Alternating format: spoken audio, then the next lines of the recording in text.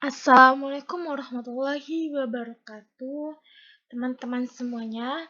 Baiklah, kita akan membahas sedikit mengenai GIS dan kuantum GIS atau QGIS. Nah, yang pertama kita harus mengetahui bagaimana sejarah GIS atau juga dikenal dengan Sistem Informasi Geografis atau SIG. Nah, GIS mulai dikenal pada awal 1980-an. Sejalan dengan perkembangannya, perangkat komputer, baik perangkat lunak maupun perangkat keras, GIS berkembang mulai sangat pesat pada era 1990-an dan saat ini semakin berkembang. Nah, apa itu GIS atau SIG? Merupakan sistem informasi geografis atau Geographic Information System atau GIS yang selanjutnya akan disebut SIG merupakan sistem informasi berbasis komputer yang digunakan untuk mengolah dan menyimpan data atau informasi geografis menurut Aronoff 1989. Arti lain merupakan suatu komponen yang terdiri dari perangkat keras, perangkat lunak, sumber daya manusia, dan data yang bekerja sama secara efektif untuk memasukkan, menyimpan, memperbaiki, memperbaharui, mengelola, memanipulasi, mengintegrasikan, menganalisa, dan menampilkan data dalam suatu informasi berbasis geografis. Lalu apa saja sih komponen GIS itu atau SIG? Nah, yang pertama ada hardware. GIS membutuhkan hardware atau perangkat komputer yang memiliki spesifikasi lebih tinggi dibandingkan dengan sistem informasi lainnya untuk menjalankan software-software GIS seperti kapasitas memori, hard disk, prosesor, serta FGA core. Nah, selanjutnya ada software. Software GIS merupakan sekumpulan program aplikasi yang dapat memudahkan kita dalam melakukan berbagai macam pengolahan data, penyimpanan, editing, hingga layout ataupun analisis keruangan. Lalu ada manusia atau sumber daya manusia. Teknologi GIS tidaklah menjadi bermanfaat tanpa manusia yang mengelola sistem tersebut dan membangun perencanaan yang dapat diaplikasikan sesuai kondisi dunia nyata, sama seperti pada sistem informasi lain. Pemakai GIS pun memiliki tingkatan tertentu. Lalu yang terakhir ada data.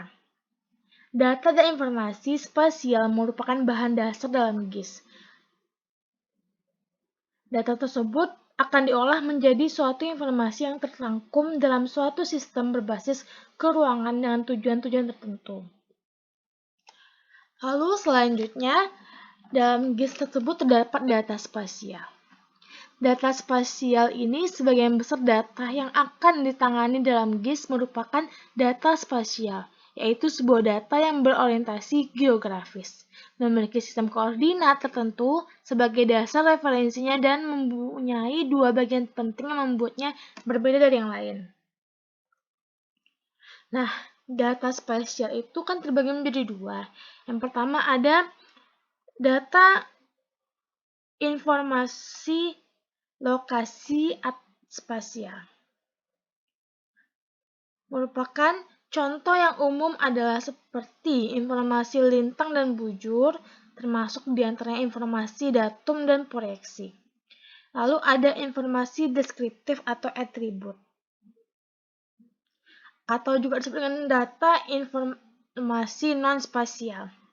Merupakan suatu lokalitas bisa mempunyai beberapa atribut atau properti yang berkaitan dengannya. Contohnya seperti jenis bencana, kependudukan, pendapatan per tahun, dan lain-lain.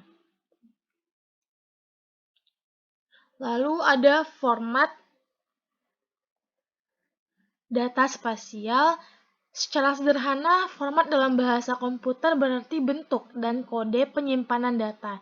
Secara fundamental, GIS bekerja dengan dua tipe format atau model data geografis. Yang pertama ada model data vektor. Data vektor merupakan bentuk bumi yang direpresentasikan ke dalam kumpulan titik, garis, dan poligon atau area. Sedangkan yang kedua ada data raster. Atau disebut juga dengan cell grid adalah sesuatu yang dihasilkan dari sistem penginderaan jauh. Pada data raster, objek geografis direpresentasikan sebagai struktur cell grid yang disebut dengan pixel atau picture element. Lalu ada sumber data spasial. Pertama ada peta analog, antara lain seperti peta topografi, peta tanah, dan sebagainya, yaitu peta dalam bentuk cetak. Lalu ada data sistem penginderaan jauh, antara lain seperti citra satelit dan foto udara. Data penginderaan jauh dapat dikatakan sebagai sumber data yang terpenting bagi GIS karena ketersediaannya secara berkala. Lalu ada data hasil pengukuran lapangan termasuk GPS. Data pengukuran lapangan yang dihasilkan berdasarkan teknik perhitungan tersendiri. Pada umumnya, data atribut data pengukuran lapangan yang dihasilkan berdasarkan teknik perhitungan tersendiri. Pada umumnya, data ini merupakan sumber data atribut, contohnya batas administrasi, batas kepemilikan lahan, batas persil, batas hak pengusaha hutan. Selanjutnya ada tahapan GIS. Secara garis besar, terdiri atas 4 tahapan utama. Yang pertama ada tahapan input data. Dalam suatu sistem informasi geografis, tahapan input data merupakan salah satu tahapan kritis, di mana pada tahap ini akan menghabiskan sekitar 60% waktu dan biaya. Tahap input data ini juga meliputi proses perencanaan, penentuan tujuan, pengumpulan data, serta memasukkannya ke dalam komputer. Yang kedua, tahap pengolahan data. Tahap ini meliputi kegiatan klasifikasi dan stratifikasi data, komplisi, serta geoprocessing, seperti clip, merge, atau dissolve. Proses ini akan menghabiskan waktu dan biaya mencapai 20% dari total kegiatan GIS. Lalu yang ketiga, tahap analisis data. Pada tahapan ini dilakukan berbagai macam analisa keuangan, seperti buffer, overlay, dan lain-lain. Tahapan ini akan menghabiskan waktu dan biaya mencapai 10%. Yang keempat ada tahap output. Tahap ini merupakan fase akhir, di mana akan berkaitan dengan penyajian hasil analisa yang telah dilakukan. Apakah disajikan dalam bentuk peta, hard copy, tabulasi data, CD sistem informasi, maupun dalam bentuk situs website. Lalu selanjutnya ada model aplikasi. Perkembangan ilmu dan teknologi sudah semakin maju, tidak terkecuali dalam bidang sistem informasi geografis. Aplikasi GIS sudah hampir menyentuh seluruh sendi-sendi kehidupan, terutama dalam beberapa bidang seperti bidang perencanaan pembangunan, bidang kesehatan, bidang pertanian, bidang militer, bidang sosial budaya, dan bidang politik. Nah, selanjutnya kita akan masuk kepada quantum GIS. Apa sih itu quantum GIS? Quantum GIS merupakan perangkat lunak GIS berbasis open source dan free, yaitu gratis, untuk keperluan pengolahan data geospasial. Nah, Quantum GIS ini juga merupakan software multi-platform, namun dalam latihan kali ini hanya akan dijelaskan penggunaan Quantum GIS pada platform Microsoft Windows. Quantum GIS ini dapat digunakan untuk input data dan pengolahan data geospasial sebagai pilihan alternatif dari software GIS komersial seperti ArcView, ArcGIS, atau MapInfo Profesional.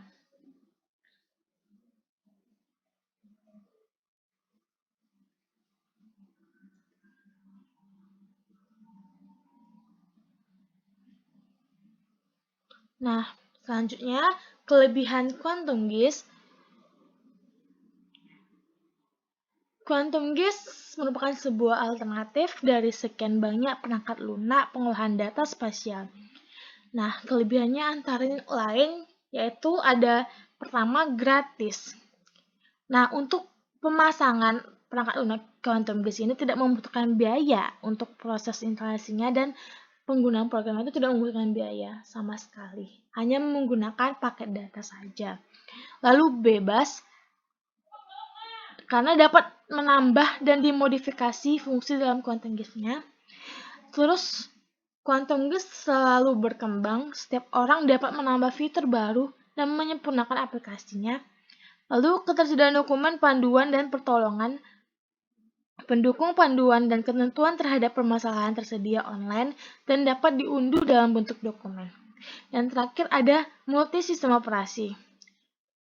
Karena dapat diinstal di macOS, Windows, Linux, dan Android atau versi betanya. Nah, fitur-fitur pada Quantum GIS itu ada beberapa fitur dasar seperti pertama menampilkan data vektor dan raster dalam berbagai format dan proyeksi yang berbeda. Yang kedua, aplikasi pemetaan dan pengolahan data spasial. Yang ketiga, dukungan membuat, merubah, dan ekspor data spasial. Keempat, ada analisis data spasial. Dan yang kelima, ada publikasi peta melalui jaringan internet menggunakan web map service. Nah, bagaimana sih cara download dan instalasi software Quantum GIS? Pertama, untuk memperoleh installer software Quantum GIS, Anda dapat mengunduhnya melalui pencarian di Google menggunakan kata kunci atau keywordnya Quantum GIS. Atau juga bisa mengakses langsung ke website resmi pada halaman http://gis.org. Nah, nanti ketika Anda buka pada website seperti itu akan muncul laman seperti berikut.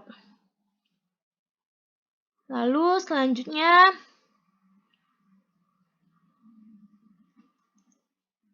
setelah masuk ke halaman depan tersebut, tekan tombol, maka Anda akan diarahkan ke halaman download installer QGIS. Pada halaman ini akan disediakan beberapa pilihan installer QGIS berdasarkan sistem operasi dan tipe sistem komputer Anda. Nah, lalu kita tekan download. Seperti itu. Nah, nanti akan muncul seperti ini, ada beberapa jenis yang bisa di-download. Lalu, maka kita pilihan download aplikasi konten untuk memudah terdapat dua jenis, yaitu last release atau long term release repository. Untuk keduanya tidak dapat banyak perbedaan, hanya saja untuk long term release repository disebutkan yang paling stabil, sehingga menggunakan Quantum GIS Standalone Installer version 3.10 untuk pilihan 32 bit atau 64 bit tergantung tipe sistem komputer Anda. Nah, di sini kan terdapat ada yang kita menginstalling bagian Quantum GIS Standalone Installer version atau nih 3.16 yang tergantung jenis komputer Anda, apakah yang 64 bit atau 32 bit, bisa disesuaikan saja. Lalu setelah itu kita menunggu hingga proses download selesai. Setelah unduhan selesai, klik 2 kali atau run pada installer tersebut. Ikuti langkah instalasi dan tentukan lokasi instalasinya. Kemudian biarkan proses instalasi berlangsung sampai selesai. Klik tombol finish. Nah, hanya demikian seputar GIS dan Quantum GIS serta bagaimana cara menginstalasi Quantum GIS di laptop atau komputer Anda atau di Windows Anda. Nah, untuk selanjutnya akan kita bahas di bagian sesi berikutnya. Saya mohon maaf jika ada kesalahan kata ataupun ucapan. Semoga bermanfaat bagi kita semua.